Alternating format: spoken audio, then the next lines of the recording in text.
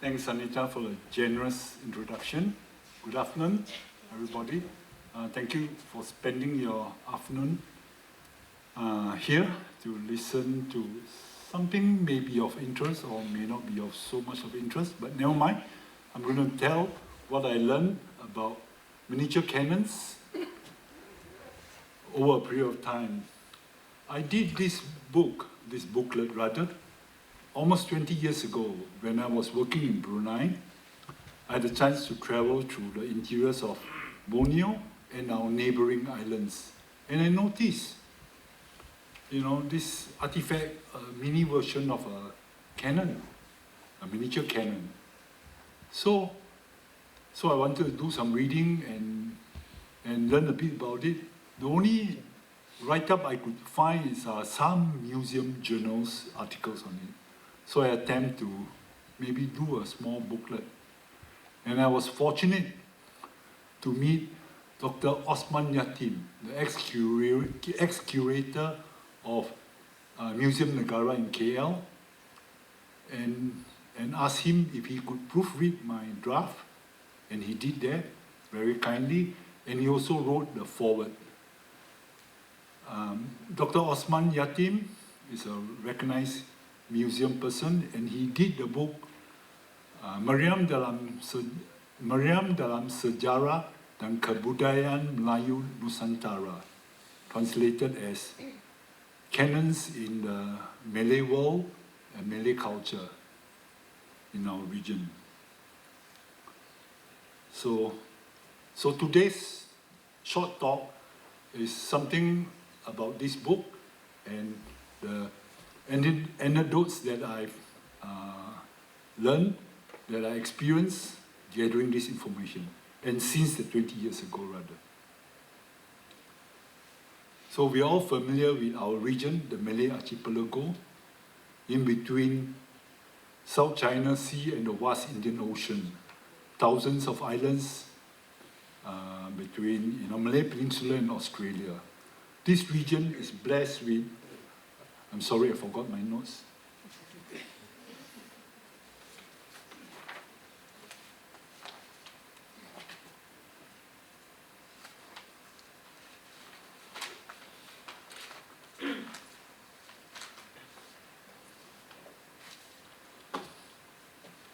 Yeah, this region is blessed with abundant rivers, alluvial valleys, hills and mountain ranges. The rugged terrain and dense forests cause the people to settle along the coastal and riverine areas. Through trade, local communities ruled by local chieftains intermarried, and today we have the nations of Malaysia, Brunei, Singapore, Philippines and Indonesia. We all know that this area is blessed with flourishing trade because we have early traders from China, Middle East, India coming for trade, and they brought along their religious influence. Since the 2nd and 3rd century, the early traders came, and China had trade and political relationship with different sultanates like Brunei and Malacca. Of course, we all know about the Srivijayan Empire in the 8th to 13th century in Sumatra, followed by the Majapahit Empire in East Java. And also, Islam was adopted in the Malaccan Empire and Sumatra. And from there, it spread to the trading ports in Java, Spice Island, Borneo and Mindanao. From the 16th century, the Europeans came for trade and colonialization. We know that Malacca fell to the Portuguese in 1511. The Spanish captured Malacca in 1571. The Dutch East Indies by the Dutch, and the English through East India Company occupied Penang 1786 and Singapore 1819. So what about the Malay cannons? This is a photo taken from this wonderful 20th century impression tom published in 1908. photos of different collection of cannons. In the text, it doesn't say from which collection. I guess it's one of the museums, maybe Perak Museum, a variety of cannons. Early documents, like some of them listed here, are shown here, states that cannons were made in various locations throughout Malay Archipelago. Cannons were made in Terengganu, Johor, Pahang, Aceh, Palembang, Batavia, Mindanao in Philippines, and of course, the Kingdom of Brunei. Over here, the picture, you can see different types of cannon, all usually called by different names. Mariam, Badil, Lela, the long and slim version, Rentaka, the iron cannons, and of unique of this part of the world are the monkey tail handle cannon, named as Ekor Lotong.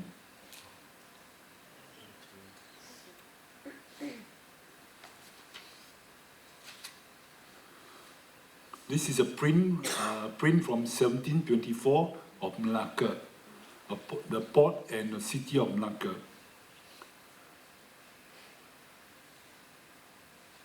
Monsoon winds brought trade vessels from China and India, as well as spices from Spice Island.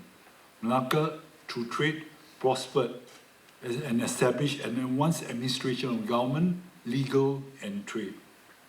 When the Portuguese attacked Malacca in 1511, the Portuguese recorded Malacca had between 2,000 to 3,000 firing pieces of large bombards and shoulder arms, and some 50 or more cannons were taken by the Portuguese in their initial attack in Malacca and was quickly replaced. So they had plenty of weapons. And it was also stated in the Portuguese sources that when they took over Malacca, many of the cannons or firearms were left unutilized, I guess, the people ran.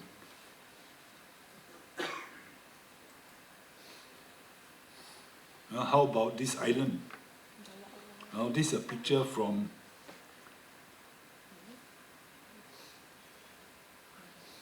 of Borneo from the book. I got to read it here.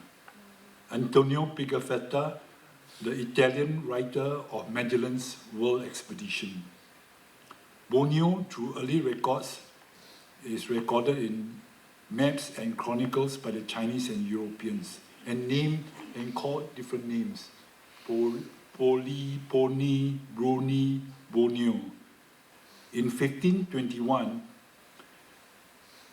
Magellan visited Sultan of Brunei, and he records there's a large brick wall in front of the king's house with towers like fort, in which mounted 56 bronze pieces and 6 iron cannons. To the right, we have seen this print before, of a Dayak war prahu. Is taken from Frank Marriott's book, Borneo and the Indian Archipelago, published in 1848. Because Frank Marriott described the confrontation between the British and the Sultan's court involving cannons pointing at each other. Interesting, this illustration is very well drawn. At the bow of this prahu, 4 men mending the cannon with 28 paddlers and warriors with blowpipes and shields, I guess. So where do we find these cannons nowadays? Of course, in old forts, in Fort Cornwallis in Penang, in Malacca, A Formosa, and a picture here is on Bukit Melawati in Selangor. Because when the Dutch attacked Selangor in 1748, when they managed to take over the fort, or the Sultan Ibrahim's fort, Sultan Selangor, it was recorded that The Dutch captured 68 cannons on the hill, and today some of the cannons are still left on the Bukit Melawati, so a historic site. Other than old forts and istana, of course, museums. In front of Museum Negara KL, on the exterior compound, a series of 7 cannons, beautiful cannons on display, and of course, upstairs we have here some creative wall mounting cannons, amazing collection of these cannons with beautiful designs. And if you want to see more cannons, Brunei Museum has lots of them. In Malay Technology Museum in Kota Batu, Bandar Seri Begawan, there's a wide selection on display as well.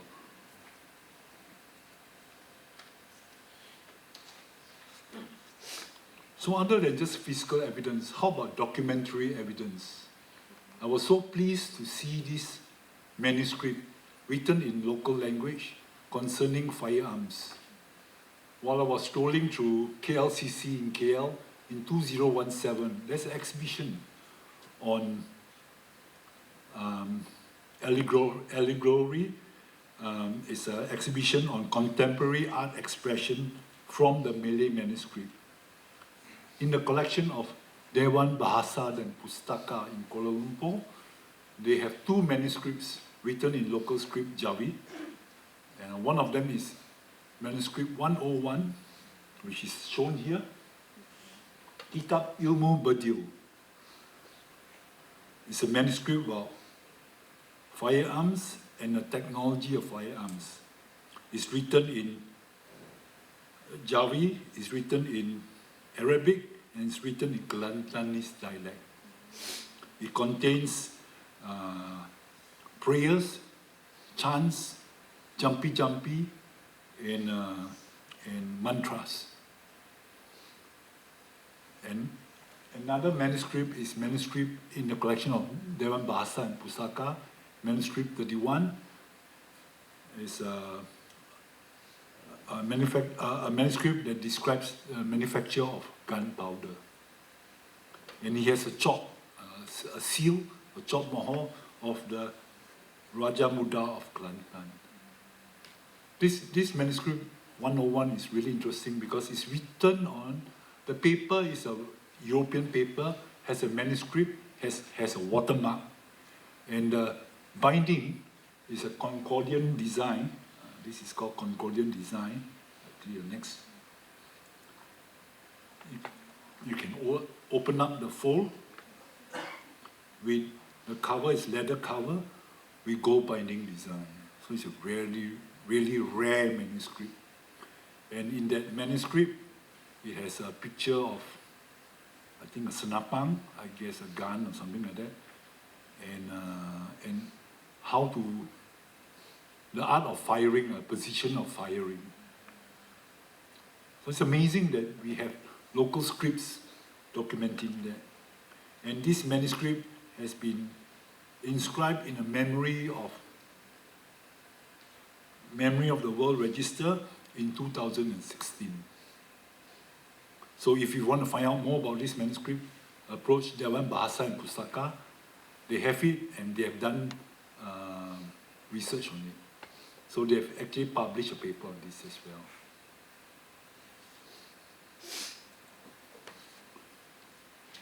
So of course, we all know cannons serve different purpose, especially in our Malay world. More than just weapons of war, they are used for fighting and defense. Some of the early documents state that as piracy was prevalent in the Malay Archipelago, coastal and water vessels were the major mode of transport. These boats or these vessels were equipped with cannons, which give them a greater advantage over those with just blowpipes, spears, and sword. This photo, of course, is from upstairs, from level 4, and I saw it, so interesting, so I decided to put this. I guess it's a picture of a successful expedition, right?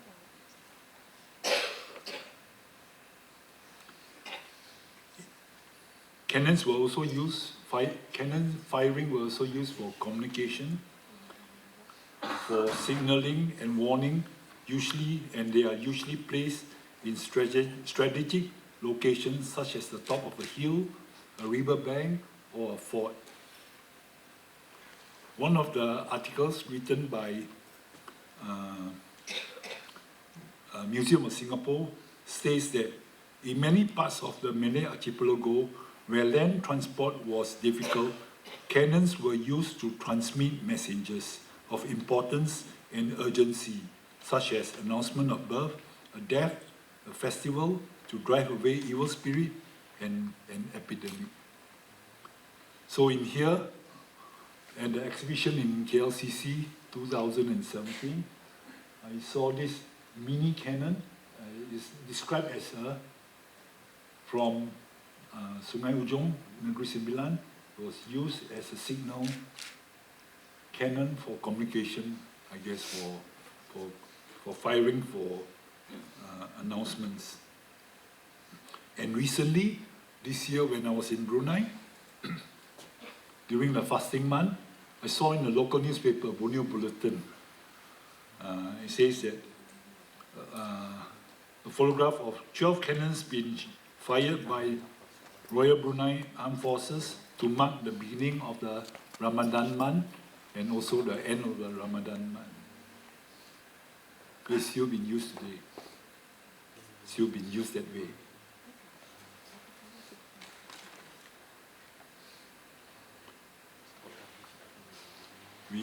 Of course, we all recognize this photo, yeah? The Temenggong Koh, Malcolm MacDonald, and Tun Juga.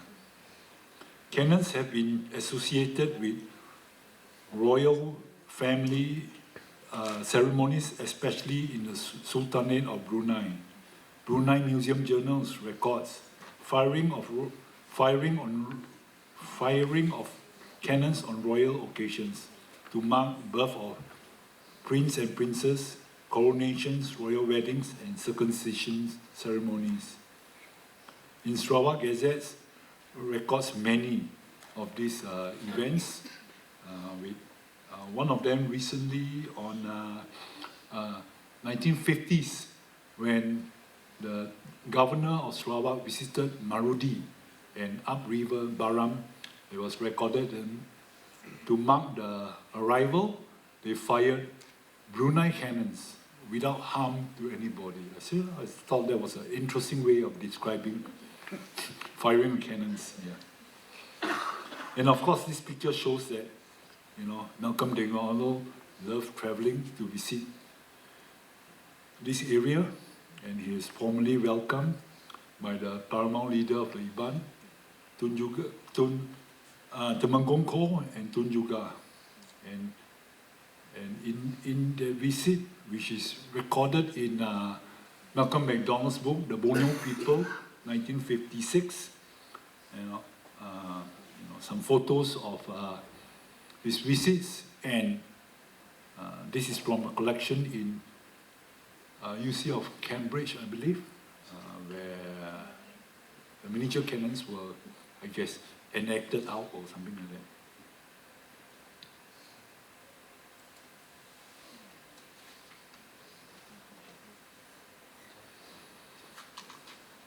Another use will be for confirming of awards. Brunei Museum Journals records that on occasions where titles and awards were conferred in Brunei, cannon firing marks the celebration. Recipients of senior titles were also presented gifts of cannon together with their uniform of ranks and cash reward. Wonderful. This is a photo of a Brunei Independence cannon issued on 1st January 1984 to mark the independence of Brunei. But what's unique or what's different about this cannon is it's gold-plated. 23K gold on bronze. Limited edition, 1,500 sets issued worldwide. And of course, happy to record, of course, I think Slovak Museum has one of these, and this, yeah. This photo is from my my brother-in-law, his family's collection in Brunei.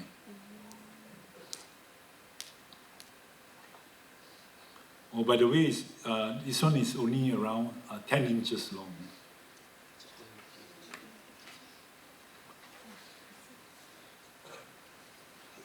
Cannons were also used for currencies, as Anita mentioned. Among the native folks of Borneo, cannons played a major role in commerce. G.W. Woolley, in his book Malay Cannon, in his article Malay Cannon, published in Malaysian branch of Royal Asiatic Society, says that cannons, apart from the use in war, had in Borneo at least the value of as currency. The ordinary gun with normal decoration was valued at approximately $25 to $30 a pico. So they use the weight of it.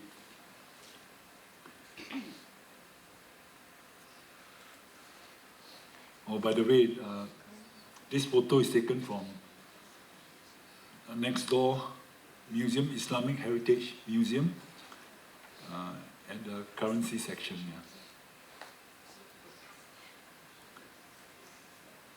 And of course, being a currency and an item, they are well appreciated and often displayed to show the status of the owner.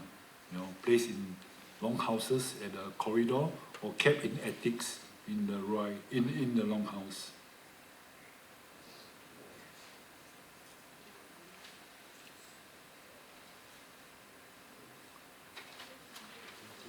Used as payments for fines.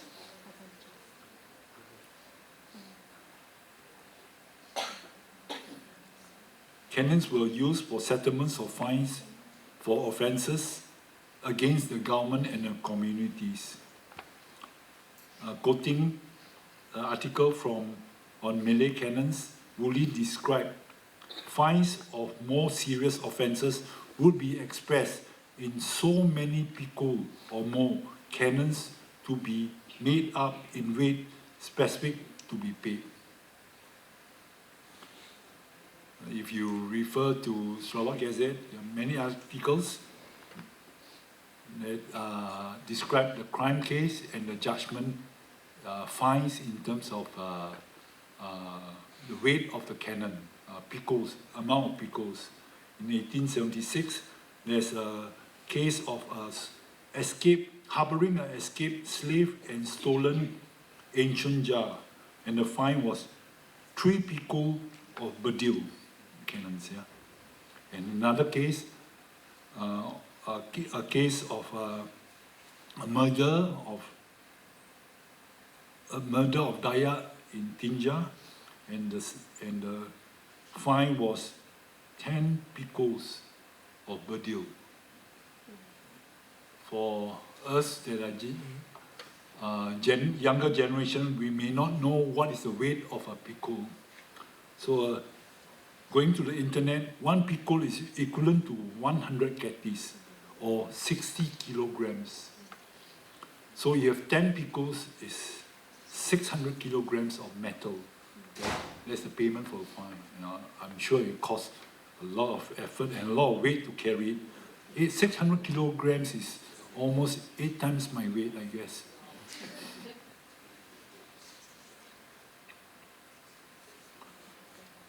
So from Slovak Gazette, and I was pleasantly surprised while working on some documents.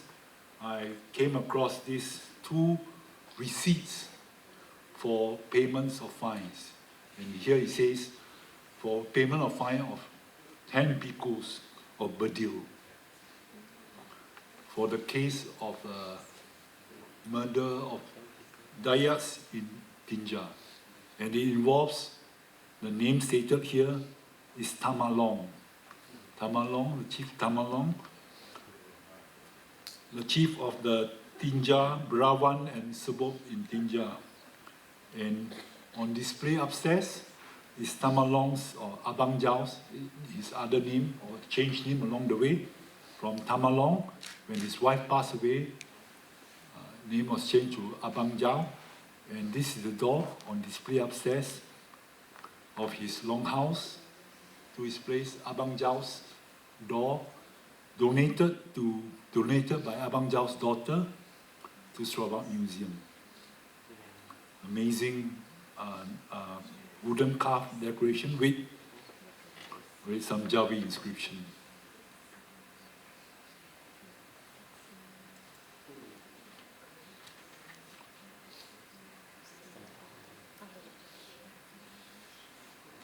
In marriages, cannons form part of a gift as a preferred dowry over livestock. Woolley, in the article, Malay cannons state that cannons also form a regular item in dowry. A cannon was not difficult to store and is kept stored up or lashed to a house pole and will not deteriorate by rust, whereas a buffalo or cattle might die instead of multiply. It is also said that among the natives of Borneo, one cannot marry a good bride without the exchange of cannons as dowry. I'm sure that's not the reason why we got interested in this topic. Oops. Let's go back.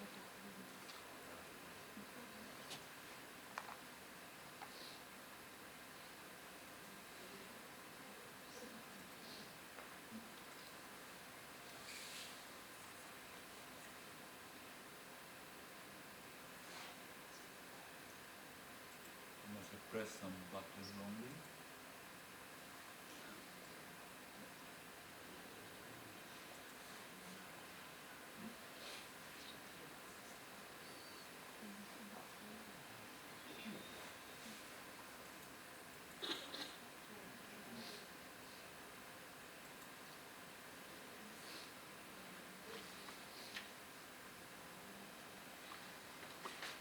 I came across this newspaper cutting from New Straits Times dated August the 4th, 1991.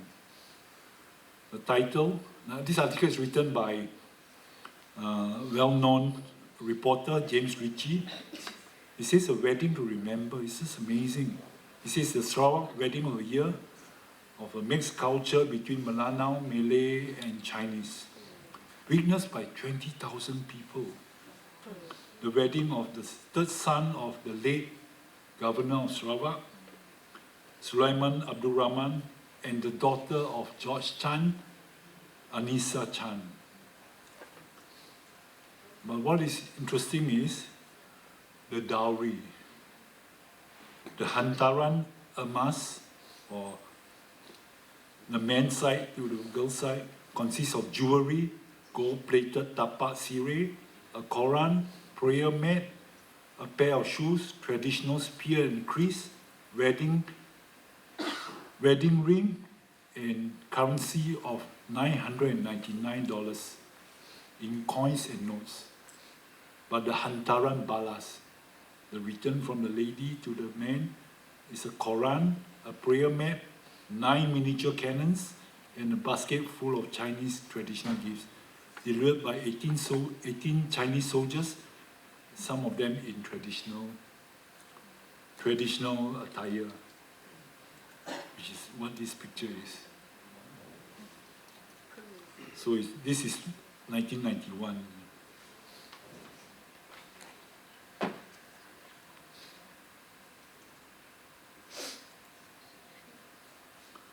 So, miniature cannons. Of particular interest are the miniature measuring between 10 cm to 60 cm. They are designed like the larger cannons, of course, but often more decorated with flora and fauna. And they are shaped in buffalo, crocodiles, on carriage with wheels, can be single barrel or double barrel. It is described that even though they look like toy, they are functional and can be dangerous at close range. So we see some of them displayed here in our museums, Sarawak Museum, Brunei Museum, and including Asian Civilization Museum in Singapore. I'm sure you're familiar with this. How about the making of them? Cannons are cast in bronze, brass, and iron. Cannons were cast using lost wax method usually, where a wax model is made, and then they wrap around with clay to form a mold. And when it's dry, the mold is heated up and the wax flows out. Where the wax flows out, you can pour in a molten metal, and once the molten metal is cooled down, they break the cast and they work on the metal to form the shape of whatever they want to form.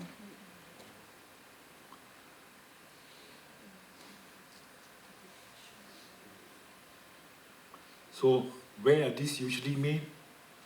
It's recorded that in Brunei, near Kampong Ayer, Kampong Sungai Kedayan is a well-known place for quality bronzeware, including miniature cannons, bronze kettle, gongs, and things like this. Today, the tradition is being kept, and the younger generation have the opportunity to learn about this traditional art provided in Brunei Handicraft and Cultural Center in Bandar Seri Begawan. Parts of the cannon, the front part is called the muzzle, the barrel is the cylinder tube, the truncheon is where the balance is. You can put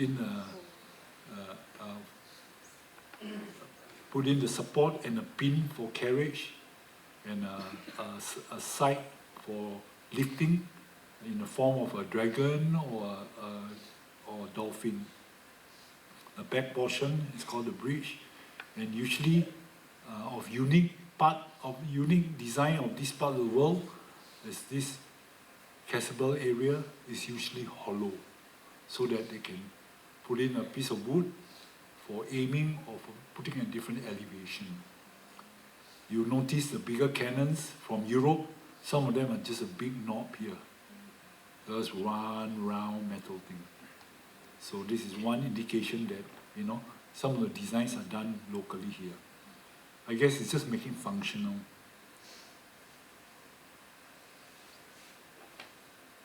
And for the major cannons, we have mini cannonballs as well, come in different materials, whether it's metal or just ordinary stones. I guess the stones, you can get it from anywhere. All you need as a cannonball or projectile is just, something hard that won't crack upon firing, and they can go at a certain speed and it will hit the target and cause some damage.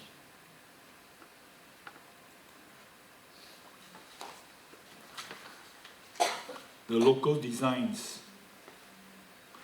Malay cannons and miniature cannons are more varied in designs than the European counterparts. The local cannons carries a variety of design elements and historical influences. For example, from the Chinese influence and Chinese legends and mythology, the likes of dragons, phoenix, and peonies. One interesting encounter I had was, where do we get the metal for making this bronze and brassware?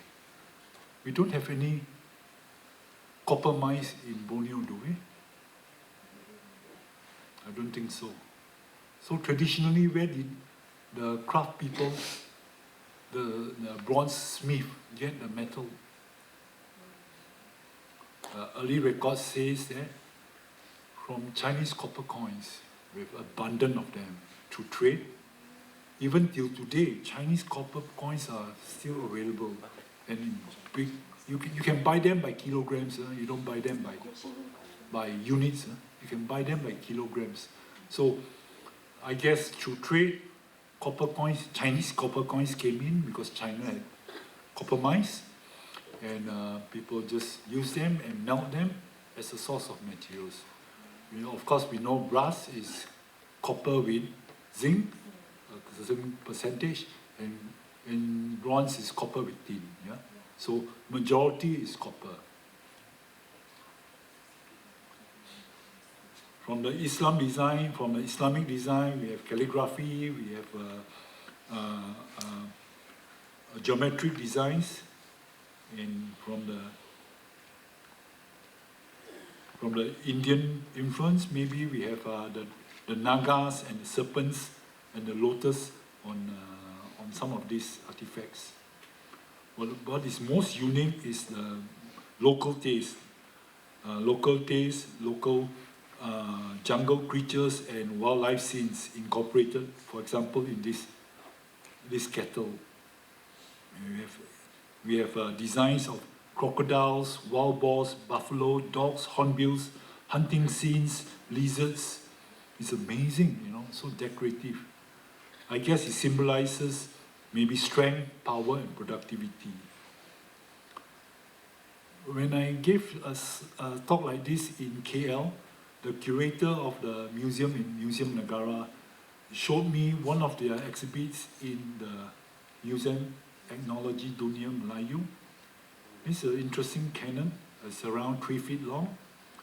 At the forward section side is a crocodile, and this symbol, I'm not sure whether you recognize, it's a sword of Mustafa, Islamic influence. So if you do a search on the internet, you can see the sword of Mustafa display on usually flags, you know, of Islamic regime.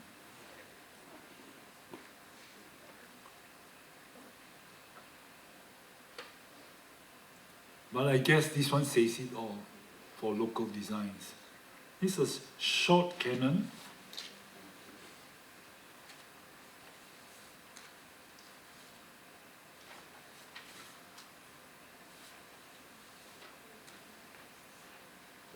This is a short cannon, just around 10 cm long. And you see the design is a crocodile. Well, a crocodile is attacking a man, and the poor man is holding on to the crocodile, probably screaming for help.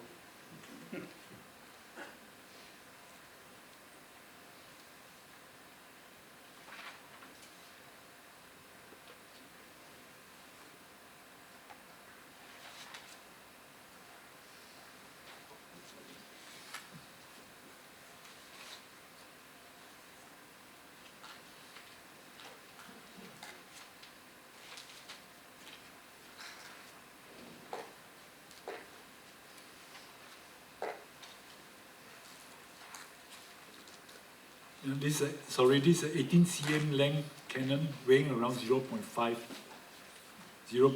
kilogram.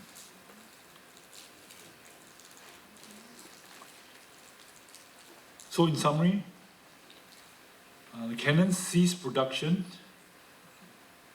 has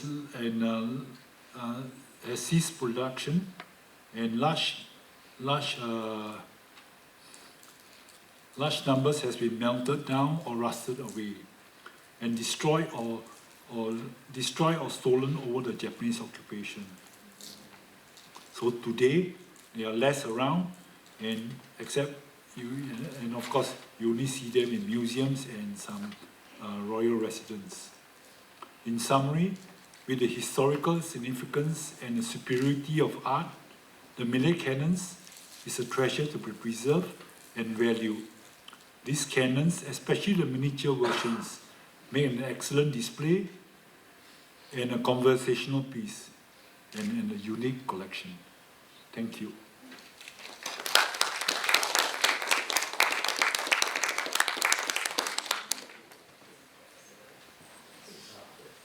Thank you, Alex.